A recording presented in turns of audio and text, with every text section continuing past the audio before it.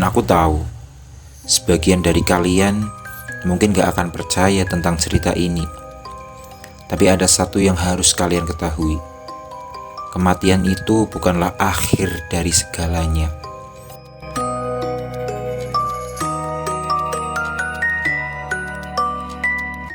Jadi, kali ini aku akan bercerita tentang kisah horor yang dialami oleh teman sekolahku, Nada. Dia adalah anak baru di sekolah kami. Dan aku pertama kali mengenalnya sekitar 2 bulan yang lalu. Nada anaknya itu ceria banget. Ayahnya dipindah tugaskan untuk bekerja di sini. Kita sebut saja kota C. Jadi dia harus ikut pindah sekolah dan masuk ke SMA swasta yang cukup terkenal di daerah kami. Nada orangnya gampang bergaul, gampang banget beradaptasi. Mungkin karena dia udah sering banget dipindah tempat sesuai tugas kerja ayahnya. Jadi gak ada yang susah buat dia. Tapi cerita ini, semuanya berawal dari Nada yang menceritakan kejadian ini langsung kepadaku. Dan aku tahu, sebagian dari kalian mungkin gak akan percaya tentang cerita ini. Tapi ada satu yang harus kalian ketahui. Kematian itu bukanlah akhir dari segalanya. Terkadang yang tertinggal justru lebih menyeramkan daripada apapun yang pernah hidup. Nada dan keluarganya tinggal di sebuah rumah kontrakan di desa X. Masih satu kota dengan kotaku. Kotanya sejuk, tapi buat pendatang mungkin bisa terasa dingin. Dan bukan hanya karena cuacanya. Rumah-rumah di sana jaraknya saling berjauhan. Dipisahkan kebun, pohon, dan beberapa tanah kosong. Ya memang suasananya masih desa. Cukup sepi kalau menurutku. Di samping rumah Nada, berdiri rumah kontrakan lain yang tampak lusuh. Cat temboknya mengelupas, kusainya sudah lapuk, dan jendelanya hampir selalu tertutup rapat. Penghuninya adalah keluarga Bu Oni, sesama penyewa kontrakan. Tapi yang aneh, meskipun mereka sudah lama tinggal di sana, Nada nyaris tak pernah benar-benar mengenal mereka. Mereka itu orangnya tertutup, kata Nada suatu kali kepadaku. Pendiam, tidak pernah menyapa, tidak pernah terlihat berbaur dengan warga sekitar. Tapi yang membuat bulu kuduk merinding bukan itu. Hampir setiap malam dari balik dinding rumah itu terdengar suara pertengkaran. Bukan hanya ribut-ribut kecil, melainkan teriakan, suara barang pecah, dan kadang tangisan lirih seorang anak. Tangisan yang membuat malam semakin sunyi, semakin menyesakan. Dan anehnya, tak ada yang pernah berani menegur.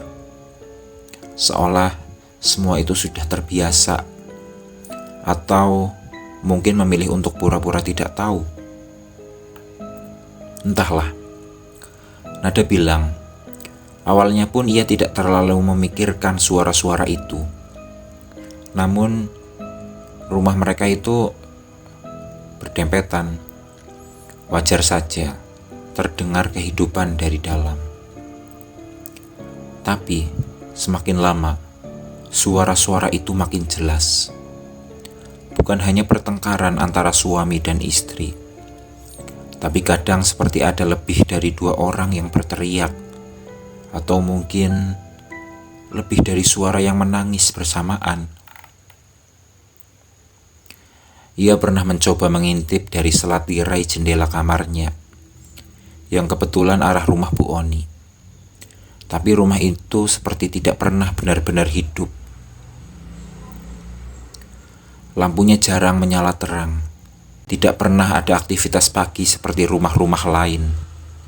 Tidak ada aroma masakan. Tidak ada suara TV.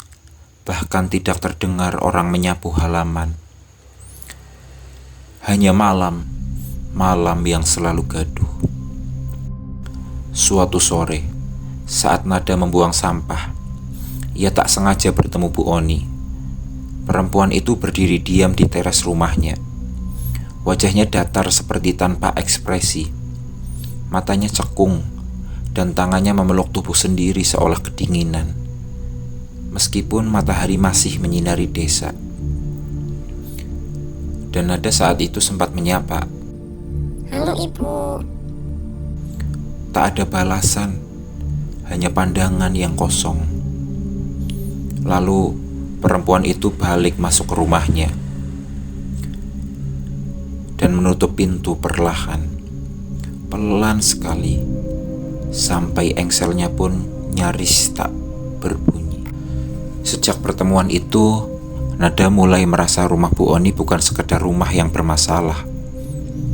Ada sesuatu yang tidak bisa ia jelaskan, semacam keheningan yang salah. Seolah rumah itu menyimpan sesuatu, tapi tak tahu cara berteriak untuk meminta tolong. Malam-malam berikutnya, Nada semakin peka terhadap suara-suara yang datang dari rumah sebelah. Pernah suatu malam, tepatnya jam 2 pagi, ia terbangun karena mendengar suara. Ketukan, bukan di pintunya, tapi di dinding. Ia duduk di ranjang, menajamkan telinga. Tak ada apa-apa. Ia hampir kembali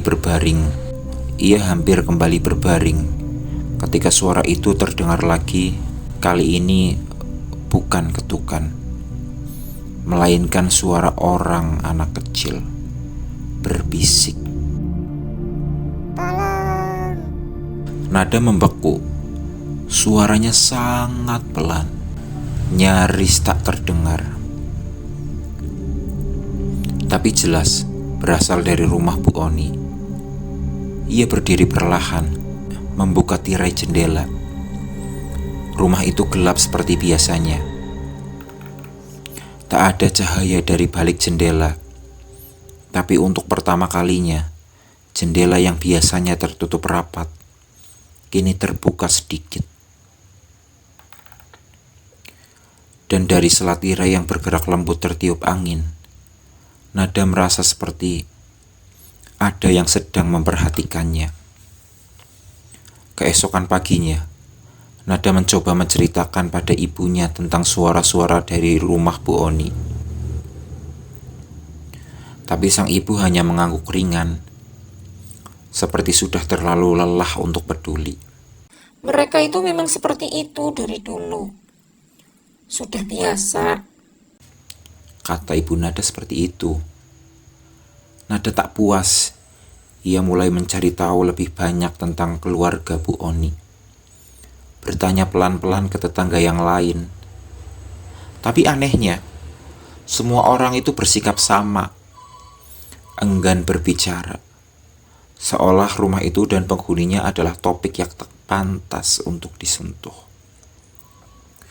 Bahkan salah satu tetangga sempat pelan-pelan berkata, "Kalau bisa, jangan terlalu dekat sama rumah itu." Malam harinya, suara tangisan terdengar lagi. Tapi kali ini berbeda. Tangisan itu seperti lebih dekat. Seolah bukan lagi dari rumah sebelah, tapi dari dalam kamarnya sendiri. Nada sontak menyalakan lampu. Kosong. Ia berlari ke kamar orang tuanya, berpura-pura haus agar bisa tidur di sana. Tapi sebelum menutup pintu, ia sempat menoleh ke lorong rumah. Dan di sana, dalam gelapnya lorong, ada bayangan kecil. Seseorang anak berdiri diam. Tubuhnya setengahnya bersembunyi di balik dinding. Matanya menatap lurus ke arah Nada. Pucat, tidak berkedip. Keesokan harinya, Nada demam. Ibunya mengira hanya masuk angin, tapi Nada tak tahu. Tubuhnya sedang bereaksi pada sesuatu yang tak bisa dijelaskan. Dan semuanya mulai berubah setelah itu. Jendela kamarnya yang sudah ditutup rapat setiap malam, entah kenapa terbuka kembali setiap pagi. Ada jejak kecil, basah, seperti bekas kaki anak-anak. Kadang-kadang boneka lamanya berpindah tempat sendiri. Dan suatu malam, ia terbangun karena mendengar suara tawa. Suara anak kecil, tapi bukan seperti anak yang bermain, melainkan tawa pelan, serak, yang terdengar seperti mengejek. Kali ini semakin penasaran dengan kelanjutan cerita nada kan kalian? Suasana di kelas itu terasa sunyi, hanya terdengar suara dari luar yang semakin lama samar. Nada duduk di pojok, menatap kosong keluar jendela, seperti sedang memikirkan sesuatu yang berat. Semua yang ada di dalam dirinya bergejolak, seolah ada sesuatu yang tak bisa ia ungkapkan. Sesuatu yang selalu menghantui pikirannya sejak malam itu. Ia sering kali terbangun di tengah malam. Matanya terbuka lebar, tubuhnya dingin, dan suara-suara itu kembali datang. Bukan lagi hanya suara ketukan atau tangisan dari rumah Bu Oni, tapi suara yang terasa lebih dekat, seperti ada yang mengawasinya, menjulang di atas bahunya, berbisik di telinganya dengan suara yang tak bisa ia dengar, hanya bisa ia rasakan. Semakin lama, ia merasa semakin jauh dari kenyataan. Di luar, dunia berjalan normal. Tapi di dalam dirinya, sesuatu yang gelap terus bertumbuh. Suatu malam, setelah mendengar ketukan di dinding kamarnya, ia mulai merasa bahwa dirinya bukan lagi hanya pendengar, tetapi bagian dari semua itu. Hanya beberapa hari setelah itu, rumah Bu Oni mulai berubah. Entah bagaimana, rumah itu terasa semakin dekat dengan dirinya. Jendelanya yang selalu tertutup rapat setiap malam, tiba-tiba dibiarkan terbuka. Seperti ada sesuatu yang mengundang, menariknya, memanggilnya. Ia merasa seolah tak bisa menolak. Meskipun hatinya penuh dengan ketakutan yang membekap, ia tahu ada sesuatu yang sedang menunggunya.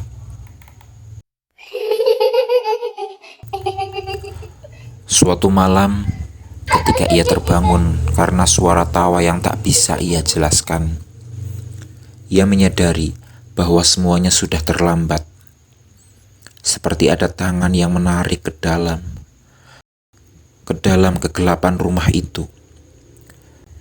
Teriakan seorang anak kecil terdengar jauh, seolah minta tolong, tapi suara itu datang dari dalam dirinya. Dari dalam rumahnya. Ia mencoba berlari, mencoba lari dari apa yang sudah terjadi. Tapi langkahnya terasa berat, seolah kakinya terbenam dalam tanah, tidak bisa bergerak. Kemudian, ia kembali ingat malam pertama ia mendengar suara berbisik, suara yang memanggilnya. Kini, bisikan itu semakin keras, semakin jelas, seolah datang dari dalam tubuh sendiri. Gantian, ayo gantian, Kata suara itu, tanpa memberi kesempatan untuk menghindar. Dan saat ia membuka matanya, ia sudah tidak lagi berada di dalam kamar tidurnya. Ia berada di ruang gelap yang tak ia kenali, dengan bau lembab dan kedinginan yang menusuk, seperti ada sesuatu yang mengelilinginya, sesuatu yang sudah menunggunya sejak lama. Ia mencoba berteriak, tapi suara itu tak keluar. Yang terdengar hanya bisikan di dalam kepalanya. Semakin kuat, semakin jelas, Gantian, sekarang giliranmu. Ayo gantian.